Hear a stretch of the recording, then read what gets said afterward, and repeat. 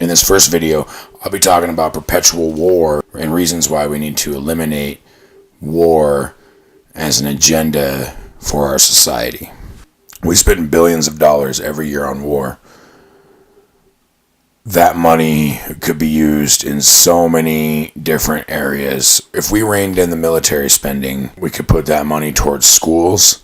Now, I'm not for a public education system, but it's just an example. We could also put that money towards infrastructure.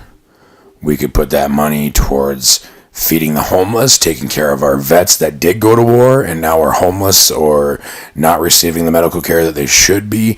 It could be put towards that. It could be put towards space programs to further our species off of world. It could be used for so many good things that is now currently being used for death. Also, the black hole of funds. I heard a report recently that there was some umpteen $1 trillion of money unaccounted for in the defense budget over the last 10 years or something. But that's money that's just lost to black projects. Just gone. Nobody knows where it went. Nobody knows what it did. It could be funding anything, literally. Especially when you think of the scope of what the military does and what the military has done in the past. Mind control experiments, all kinds of different crazy stuff. The possibilities are endless.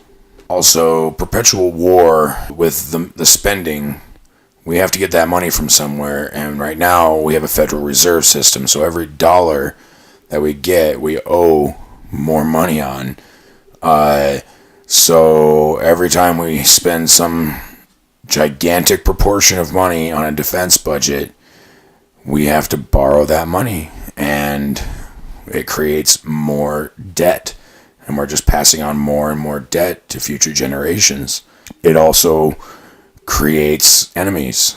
When we go over to foreign lands in the name of democracy and we bomb them and we kill civilians, especially when we kill civilians and we harm people, like what we did in Vietnam with Agent Orange, or what we did in the Middle East with depleted uranium bombs. We not only did we bomb those people and kill people that they knew, family members, friends, loved ones, we also affected them for generations to come. Kids were born disfigured, dead, all kinds of crazy stuff. Some of the stuff that you would only think of in horror movies or something. This is real life, and the United States did this to those people. So it just creates more enemies. This is a term the CIA uses. It's called blowback. It was something that Ron Paul pointed out many times, that when we go and we have these world conquest wars, that we are actually creating more enemies than we are creating friends. Also, the war lies. Every war since World War II has been an illegal war. When we go to war, we are supposed to vote on it. Congress is supposed to vote on wars. We have not done that since World War II. Also, pretty much every war that I can think of, we used false allegations to go to war with different countries. In Vietnam, we used the Gulf of Tonkin incident to go to war with Vietnam, which is declassified now that the Gulf of Tonkin was a staged incident created by the United States in order to go to war. So we pushed the war. Even World War II, even though it was legal, and Japan did attack us, we were warned with plenty of notice to defend ourselves. We decided to ignore it and let Pearl Harbor happen so that we could enter the war. Even after 9/11, yes, the Twin Towers were attacked. We lost 3,000 people that day, but Iraq did not do it. And there was no weapons of mass destruction. They were never found because they didn't exist. And any weapons that the Iraqis did get was from us, from our military, from our government. All these wars are based on lies and are not legal in the first place. That's why you hear about the Vietnam conflict. It wasn't a war so that they didn't have to officially declare war. They try to use legalities to get around things so they can go kill people and make more money. Another thing that governments and militaries have done throughout time is they manipulate people with war propaganda in order to gain support for the war. Without the people's support, you don't have the war. If you don't have soldiers, you can't fight. So they use war propaganda, get the terrorist, get the bad guy. And I'll admit, I was one of the people that fell for this kind of stuff. But we need to wake up and really see what's going on. And it's going generation to generation, in these military families. And I have all respect for military families, for people that gave their lives in service. These people are doing what they think is right and just and trying to defend their homeland. I agree with that notion, but you really have to take a step back and see what it is that you are actually doing. Are you really doing any good? Are you really doing something that is going to protect our homeland? You have to ask these questions. So the government uses propaganda to build up support for the war. People enlist in the war, they go off and fight and die. And we have to suffer here when people lose family members and friends. And then soldiers that do make it back, they come back and they've been promised to go to school, they've been promised health care, they've been promised, and the government just, for the most part, and I'm not saying every vet this happens to, but for the most part, the government lets the vets down. So they really don't care about our military men and women. All they care about is the power, the money. All they care about is the power and the money. Also, another huge thing, and I've touched on this a little bit already with the government waste on money. But war is just a general, all-around waste of pretty much everything. It's a waste of manpower. It's a waste of money. It's a waste of time. It's a waste of resources.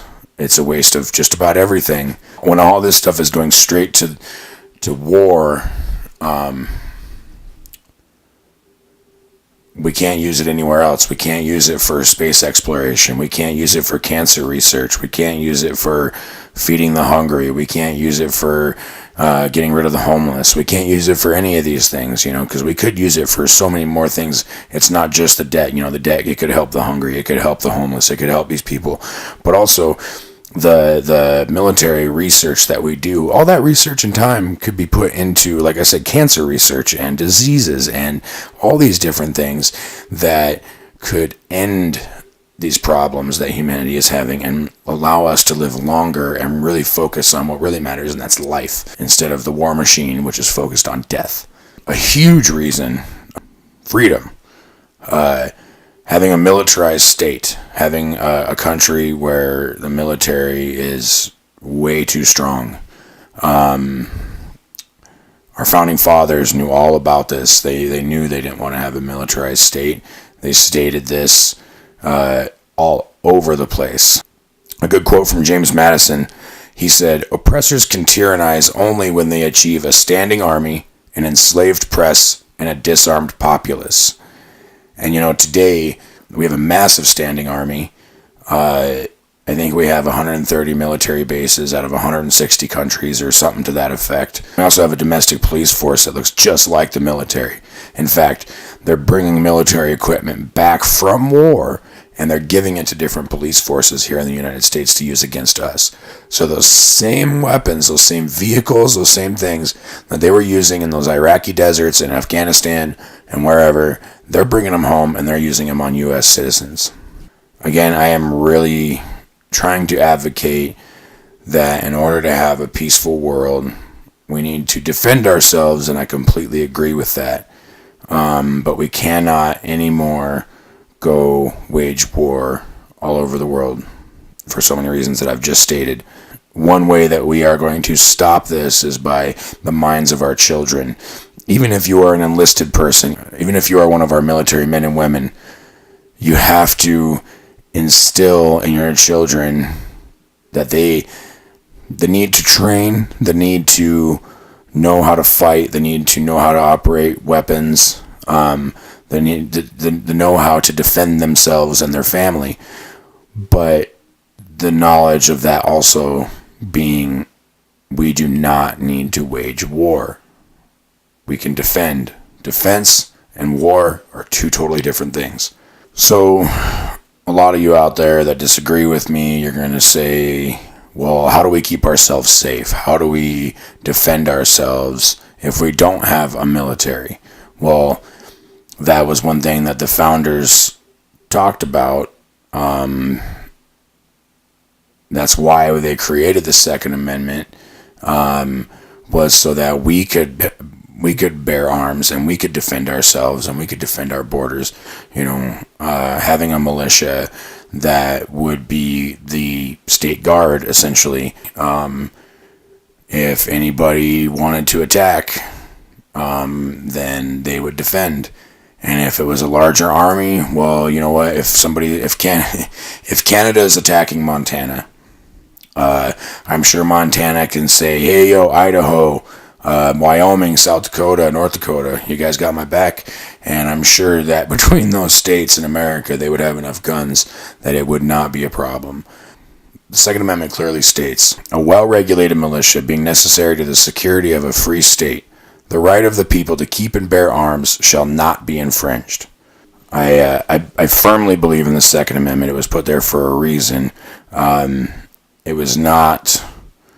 A lot of people will argue that the Second Amendment is the amendment that states we need an army, and this is not the case. It clearly states that a well-regulated militia being necessary to the security of a free state. Our country, our states being the free state, the well-regulated militia being what we need to secure that, the right of all people to keep and bear arms shall not be infringed. So therefore, you can't take any of our guns away so that we can protect this nation from both foreign enemies and domestic. So I guess in conclusion, all of these things, and I may have even forgotten some things, but all of these things, in my mind, the spending, the stuff we could do with everything that we waste on war,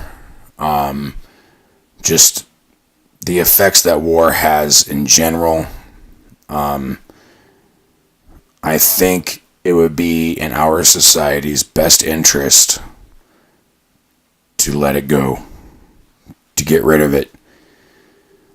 Just imagine yourself being an alien on a spaceship and you're flying around the galaxy and you happen to come across this strange rock in this strange solar system. So you take a peek. What would you think?